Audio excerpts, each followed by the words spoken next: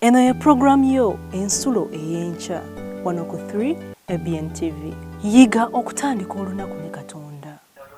Omulabi waffe omulungi omwagalwa twagala okwebaza olw'okutwegattako enkya ennungi ey'olwaleero ku TV yaffe 3 ABN mu programu yaffe eno ensulo ey'enkya. Omwanjuzi wo nga bulijjo Luwaga Samson nga ndi musinza w'ekkanisa ya SDA Mount Zion. Ndi musanyufu nnyo okulaba olwaleero luno era njagala okwebaza Katonda atukuumye atubedde okutuuka ku kiseera kino. Programu eno ebeerayo buli lunaku okuva saa 12 paka saa 12 n'ekitundu. Kyenva nkusaba ozuukuse munno akyawumuddemu oba osindikira akameseji n'akasimu oyo atannaba kutwegattako asobola okutwegattako tuyigire wamu ebigambo eby'olwaleero. Olunaku leero tugenda okutunuulira ekyokuyiga ekiriko omutwe ogugamba nti oyo gw'otasuubira. Oyo gw'otasuubira. Ngenda kusaba twewombeeke tunoonye Mukama waffe mu kusaba. Katonda waffe omulungi atwagala ennyo, twagala okwebaza olw'olunaku luno lw'otuwadde olw'ekiseera kino ky'otuwadde okuŋŋaana ku mukutu guno ogwa 3 ABN okwogera ku kigambo kyo n'okuwuliriza eddoboozi lyo nga lyogera gye tuli. Tukwebaza kubanga otukuumye okuyita mu budde obw'ekiro ate n'otutukiriza okutuuka ku ssaawa eno eyakaakano. Twagala era okweteeka mu mikono gyo nga tugenda okufuluma okutuukiriza emirimu gyaffe. Ekisa kyo okwagala kwo n'emikisa gyo gitubeereko. Byonna bye tunaakola tulabe omukisa Taata, abantu bonna bye tunaasisinkana ka balabe omukisa ku lwaffe. Tulina okubikula ekyawandiikibwa kino tusaba ojje otuyigirize ekyo ky'oyagala tuyige era ky'oyagala tutegeere ku lw'obuyinza bwa Yesu Kristo omulokozi waffe. Amiina. Ekyokuyiga kyaffe kiriko omutwe ogugamba nti oyo gw'otasuubira. Mu bulamu bwaffe buno obw'ekikristaayo mulimu abantu bangi n'agenda akola ekintu ng'obadde tokisuubira. Omuntu omukulembeze w'ekkanisa ayinza okukola ekintu ekimu n'ogamba nti n'omudinkoni n'akola bw'atyo nga mbadde simusuubira kukikola. Naye ate era omuntu asobola okukola ekintu ekirungi ky'obadde tosuubira. Obwe bulamu bwe tutambuliramu. Era ne weewuunya kale gundi ono bulijjo mumulowoozaako bubi naye ng'ate ali bw'ati si musajja mubi. Oyo gw'obadde tosuubira ayinza okukola ekintu ne kikwewuunyisa. Ne mu maka gaffe omwana asobola okukola ekintu ky'obadde tokola ki tosuubira. Kabeere mukyala wo kabeere mwami wo n'akola ekintu ng'obadde tokikola ki tokisuubira. Bwe bulamu bwe tutambuliramu mu nsi eno, obulamu obw'ebintu surprises. We n'akola ekintu ng'obadde tokisuubira. Ne mu mbeera z'obulamu musobola okubeera awo nga ku kyalo gye mubeera mulina omuntu gwemumanyi nti ye muzibu, ye taziika, ye takola ki, ye tayamba ku kyalo, talina kyakola ne bwabeera bulungi bwansi nga tasobola nakugamba nti kanzije mbeegatteko oba kambaweeyo eccupa y'amazzi munyweko, era ye nga mumanyi nti muki muzibu. Ne luba olwo n'akola ekintu kyemutakola ki kyemutasuubira. Oba omutawaana gugudde ku kyalo ogenda okulaba ng'alina gwasindise, kaakati genda ofune tenti, ofune kino, ogule n'emmere, okole na kino. Nga temukisuubira kubanga mubadde temukimusuubiramu omuntu oyo. Nga mulowooza nti wa mutima mubi era ye tayagala kubeera na bantu banne. Naye n'akola ekintu ky'otakola ki? N'akola ekintu ky'otasuubira. Mulimu abantu betumanyi mu bulamu buno n'asalawo ku lwa Kristo ng'ekyokulabirako. N'asalawo ku lwa Kristo naye nga mubadde mumanyi nti ono omuntu mubi nnyo nnyo nnyo, tasobola na kukyuka, tasobola na kulokoka, kubanga twamuteeka mu mbeera eyo nti tubadde tumanya oyo gundi mumanyi ye tasobola. naye n'akola ekintu ky'obadde tokola ki tosuubira. Ebyokulabirako bingi bye tulina mu Bayibuli, naye njagala tusooke tusome olunyiriri luno olwa Matayo essula eya 27 olunyiriri olwa 54. Matayo 27:54 agamba nti naye omwami w'ekitongole nabali abaali naye nga bakuuma Yesu bwe baalaba ekikankano n'ebigambo ebibaddewo ne batya nnyo ne bagamba nti mazima ono abadde mwana wa Katonda. Ne bakankana nnyo ne batya ne bagamba nti mazima ono abadde mwana wa Katonda. Omusirikale ono gwe tutunuulira, njagala okugezaako okusiigira ekifaananyi yali ani oba ayinza kuba wa kikula ki. Mujjukire Abafalisaayo baali bakagamba nti abayigirizwa bano bagenda kujja babbe omulambo gwa Yesu bagambe nti akoze eki, nti azuukidde.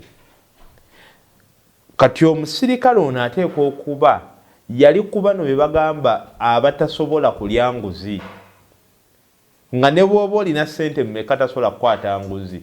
Kuba singa bateekawo omusirikale omuli w'enguzi yandibadde asobola okukwata ssente okuva mu bayigirizwa n'abakkiriza ne babbayo omulambo gwa Kristo. Omusirikale ono ateekwa okuba nga yalina experience nnene mu busirikale. Teyali musirikale mupya, yali abuluddemu, yali nga kyakola akimanyi, yali mukugu mu ekyo, kubanga balina okufuna omusirikale atasobola kukkiriza bano kujja kubasinza maanyi kubba mulambo gwa Kristo. Omusirikale ono yali musirikale bakama be gwe bakkiririzaamu, era nga missoni ez'amaanyi zonna, missoni ennene zonna, ye musirikale gwe batuma okuzikulembera kubanga bamukkiririzaamu. Yali musirikale w'amaanyi. Omusirikale ono ateekwa okuba yali omusirikale owa ranka eya waggulu, osanga yalina jjeno, ng'abasirikale basobola okumuwulirira mu kyagambye. Bw'agamba nti tugenda kukola kino, bw'agamba nti gundi yimirira wali, bw'agamba nti kyekyo ekigenda okukolebwa. Yali musirikale ali accomplished. Ye musirikale gwe tutunuulira wano. Ne tugenda okulaba byonna ebyabaawo mu kuzuukira kwa Kristo.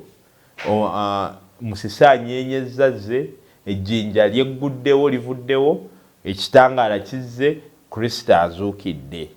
Bino byonna yabiraba era yali abimanyi. Naye wadde yalina amaanyi gonna ne influence yonna gye twogeddeko, kino kyamumala okuggula amaaso n'alaba n'agamba nti mazima ddala ono abadde mwana wa Katonda. Omusirikale gwe baali batasobola na kusuubira nti nno asobola okutuuka ku ddaala lino. Naye nga akkiriza Katonda. Obulamu obw'ensi buno bwe tutambulira mulimu abantu bangi goluka n'ogamba nti oyo mumanyi, ne bw'onaakola otya tasobola, ne bw'onaabuulira otya tasobola. Oba musamize, oba mutemu, oba mubbi kkondo, oba kino n'oyo, ne bw'onaabuulira enjiri omala ki? Omala biseera, tasobola. Naye mu lugero lw'omusirikale ono tulaba nti eri Katonda teri kitakola ki? Teri kitasoboka. Era Katonda yalaga omusirikale ono ekitangaala paka lwe yakkiriza nti ddala Yesu Kristo mwana wa Katonda. Ono ye musirikale gwe twogerako, gwe twali tulowooza mbu takola ki? Tasobola. Ogenda mu Bayibuli ebyokulabirako tebiggwaayo eby'embeera ey'obutasobola gye tulabye. Bw'otunuulira ebyafaayo ebya Dawudi, ngana kufuuka kabaka mwana muto agenze Goliyasi achallenginze amagye ga Isirayiri ne kabaka Sawulo mwennyini okumala ebbanga. Bayibuli egamba nti yavangayo buli ku makya n'ayimirira n'ayita abajja okulwana n'etabeera yajja kulwana n'addayo mu nnyumba ye ne yeeriira emmere. N'olweggulo n'akola ki? N'avaayo n'ajja ani tewaliiwo okummwe ajja kulwana era nga tewali, n'addayo ne yeekolera emirimu gye okumala akabanga. Tulaba omwana Dawudi ajja n'agamba yii ono omukafiiri achallenginga atya amagye ga Katonda. N'agamba nze ngenda kukola ki? Ngenda kumwaŋŋanga. Mwana muto talina experience ya lutalo n'emu, n'ebyambalo kabaka byamuwadde ebyamagye ebyokwambala nabyabiganye. Ekitala kya kabaka nakyakiganye kyeyandikozesezza okugenda okulwana. Naye tulaba omwana ng'alonda amayinja ng'akwata n'envuumuulo ye ng'agendera ejjinja eri. Goliyasi n'akola ki? N'agwa ku ttaka. Dawudi baali tebamusuubira kusobola kukola kintu ekyo, naye awangula Goliyasi ku lwa Katonda. Bw'otunuulira omusajja nga Musa yalina ebizibu bye, tamanyi kwogera, ananaagira, alina obusungu bungi. Naye Katonda amuyita n'amukozesa nga wali tomusuubira. Gwe wali osuubira nti Musa eyali omulangira wa Egypt yali asobola okugenda okununula abaana ba Mukama okuva mu nsi eyo n'ebizibu bye byonna. Mujjukire ekimudduse e Misiri butemu, adduse azzeemu, ne Katonda amuzzaayo nga tebamusuubira, era n'ayimirira mu maaso ga kabaka paka abaana ba Isirayiri bwe balekebwa ne bagenda. Ebyokulabirako bingi bye tulina mu Bayibuli. Ibulayimu ku myaka emingi ennyo Katonda amugamba ogenda kufuna omwana, era okuyita mu oyo ogenda kubeera taata w'amawanga gonna. Ne Ibulayimu ne yeesekera, ne Sarayi n'aseka, n'abakyo ne bagamba Katonda alabika tamanyi kyakola kyayogera. Naye Katonda asobozesa Ibulayimu n'afuna Isaaka, era okukakkana naffe leero tugamba tuli baana ba Ibulayimu. Ekyali kitasuubirwa Katonda yayamba Ibulayimu n'asobola okukituukako. Obulamu bwaffe bwonna mulimu embeera nnyingi ezitasuubirwa. Abantu bangi bwe tutasuubira kusobola kukola kintu kimu ne bakiggusa.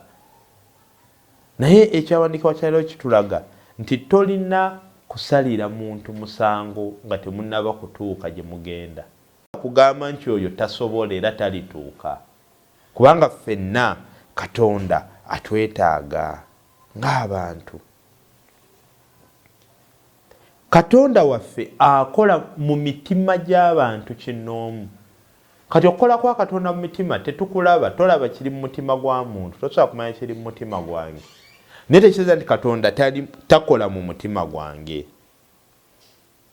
Katonda akola mu mitima gy'abantu omulimu ogw'okukyusa omuntu oyo. Kati gwe ne bw'oyogera, tunuulira omusajja Pawulo ng'akyali Sawulo agenda okuyigganya abantu ba Mukama.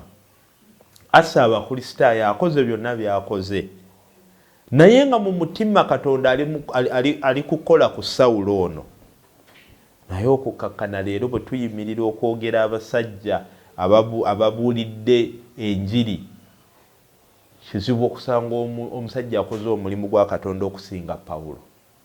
Katonda ng'akoze mu mutima gwe, abantu ensi kyetalaba, mu mutima gwa Sawulo Katonda akola okumukyusa okumufuula Pawulo. Tetulaba Katonda byakola mu mitima, naye tekitegeeza nti aba takola.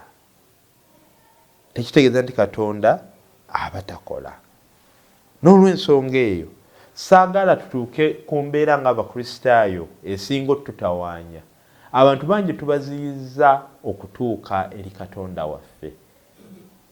Olw'ensonga, aga oli mwonoonyi nnyo, aga oli mubi nnyo, agwe ekyo tokisobola, agwe ekyo tokola ki. Tetulina kulimitinga bantu kutuuka eri kitaawe, kubanga ye mweteefuteefu okwaniriza buli omu nga bw'ali. Bw'amala okwaniriza n'alyoka ataakola omulimu omulungi mu ggwe. Ebyo byonna ebitasoboka, waliwo embeera gye tutasuubira, gy'olaba nti embeera eyo nzibu nnyo. Naye Katonda waffe atugamba atumanyi ne bwe twali tetunabakola ki, kuzaalibwa. Amanyi embeera yonna esobola okujja ku bulamu bwange, ate era tagenda kukkiriza mbeera gye sisobola kuwangula kutuuka gye ndi. Buli kimu ekijja eri mu bulamu bwange kunze nyiza obba nga sikisuubira, naye ate ku Katonda si kipya. Talabye kipya, tekimukanga, kubanga ye amanyi byonna ebitukwatako. Kakano nga tufuluma enkyene ennungi ey'olwaleero, kuno kubeere okulowooza kwaffe, kubeere okusaba kwaffe, ti buli ekinaatuukawo si accident, si nsobi, sigamba nti Katonda takimanyi. Nze nnyinza okuba nga sikisuubira oba nga sikimanyi, naye Katonda wange akola ki? Katonda wange akimanyi. Era Katonda wange yatemye dda empenda ezigenda okunnyamba okukikola ki? Okukivuunuka, kubanga ye akimanyi. Obuvunaanyizibwa bwaffe ng'Abakristaayo kugenda ku bigere bye, kumukaabirira, kumutwalira bizibu byaffe, kumwegayirira atuyamba, atuwa amaanyi okuyita mu mbeera ezo. Obuvunaanyizibwa bwaffe ng'Abakristaayo okuleka omulyango guno nga muggule. Si buvunaanyizibwa bwaffe okuggalawo omulyango gw'obulokozi kubanga tulowooza nti gundi tasaanidde, oba gundi yeeyisa bubi nnyo, oba gundi mwonoonyi nnyo. Tulina okulaba nga buli muntu yenna ayagala okujja eri kitaffe, nga buli muntu yenna awulidde eddoboozi lya kitaffe nga limuyita, asanga olujja oluggule mwasobola okukola ki? Okuyingira okugenda okusisinkana Katonda we. Ye yamanyi ekiri mu mitima gyaffe, ye mulamuzi yekka. Ffe tetusobola kulamula kubanga nekitulamula tetukimanyi, kubanga gwe munno omulowooleza kino naye ng'ate ali kino. Emirundi mingi era tubirabye, n'olaba omukadde w'ekkanisa, n'olaba omudinkoni, n'olaba omuntu gw'otwala omusomesa wa lesoni, ng'olaba oyo w'amaanyi tasobola kukola ki, naye ogenda okuwulira munnange ate oyo gw'obadde omanyi ate yali mu bintu ebitategeerekeka, ng'obadde tomusuubira n'akatono okukola ki? Kubeera eri. Naye n'ogenda osanga omuntu omulala gwe wali olowooza oyo muvubuka mwenzi, oyo ali bw'ati, oyo ali bw'ati, ku nkomerero ya byonna ogenda okulaba ng'omuntu ono yakutte tooki eya Kristo. Ng'oli gwe wali osuubira okubeera nti yakutte ettooki ya Kristo si byaliko. So njagala okutusaba nga tufuluma olunaku olwaleero. Ekisooka, omulimu gw'okulamula tugulekere nnyinigo, omulamuzi omukulu. Tuleme kuggalirawo bantu miryango gya kkanisa. Emirimu gye tugaddewo emiryango gy'ekkanisa ku stereotypes zaffe oba ku lw'ebintu bye tulowooza nga ffe abantu. Naye nga Kristo ye agamba nti emiryango gye miki miggule, mweteefuteefu okwaniriza ffe ffenna. Omusirikale ono Omulooma nkikakasa nti bw'abanga yanywerera ku kwolesebwa kwe kuno agenda kubeera mu bwakabaka bwa Katonda. Naye nga yali tasuubirwa kukola ki? Ku luli twalaba omubbi oli owookubiri, omutemu owookubiri ow'okumusaalaba eyasaba Katonda omusonyiwa, agenda kubeera mu bwakabaka bwe, wadde nga beyabba ne beyatta bangi, kubanga beyatta baafa tebamanyi nti alokose. Era bwe balituuka mu bwakabaka baligamba yiyi, noono mwennyini eyatutta, noono mwennyini eyatubba ali wano.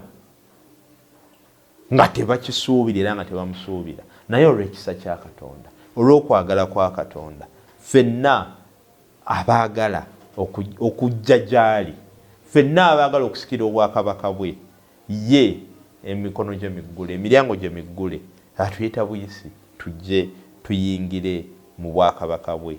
Kwe kusaba kwange eri ggwe erinza olunaku olwaleero, tutambulire mu kulowooza okwo, tutambulire mu kutegeera okwo, mu kumanya okwo nti nno wadde bangi batutunuulira nga tebatusuubira kuvaamu kalungi, naye Katonda waffe yatumanyi era amanyi nti nno tusobola okuwangula ensi eno ne tusikira obwakabaka bwe emirembe n'emirembe.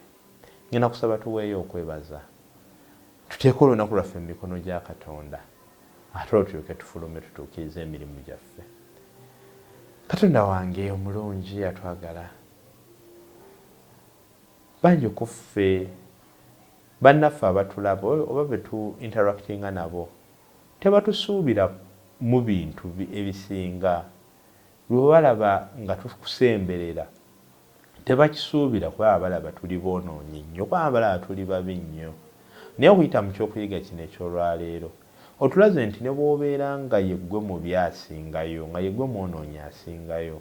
Tulabye omuserikale ono Omurooma wamweraga mu kuzuukirako, era bwe wamweraga n'akkiriza n'ayatula nti mazima ddala obadde mwana wa Katonda. Bw'aba nga yanywerera ku kwatula okwo n'okusalawo okwo, nzikiriza nti nno omusirikale oyo agenda kulabika ku nnyanja ey'endabirwamu, wadde nga yali takukkiriza, wadde yali akuyigganya, wadde yali akola byonna. Naye wange ekisa kyo kingi gye tuli, toyagala n'omu ku ffe kubula. Otaddewo obulokozi ku lwaffe ffenna, buli ayagala abwetwalire, bwa bwereere bwa buwa. Kaakano tuyambe Taata, nga tutambula mu lunaku luno olwaleero, tutambule mu kirowoozo kino, tuleme okwerabira muno ggwe byonna wabimala ku lwaffe. Obulokozi wabututeerawo, ogwaffe gwa kulonda bulonzi, gwa kukkiriza bukkiriza bulokozi buno bwe watuteerawo. Tetufaayo biki nsi byetulowoozaako, tetufaayo biki nsi byetwogerako, tetufaayo ngeri ki ensi gyetulabamu. Naye ffe tumanyi nti nno watununula, watugula n'omusaayi ogwo omuwendo omungi. Kyemba nsaba otulungamye mu lunaku luno olwaleero, otukulembere bwe tunaaba nga tufuluma okukola emirimu gyaffe. Otuwe ekisa, otuwe emikisa, otugulirewo enzigi eziyinza okulabika muno nzigale Taata, ku lw'obuwanguzi bwaffe ne ku lw'okugulumiza erinnya lyo, ku lw'obuyinza bwa Yesu Kristo omulokozi waffe. Amiina. Yiga okutandika olunaku ne Katonda, olwo nno ebisuubizo bye birabike gy'oli.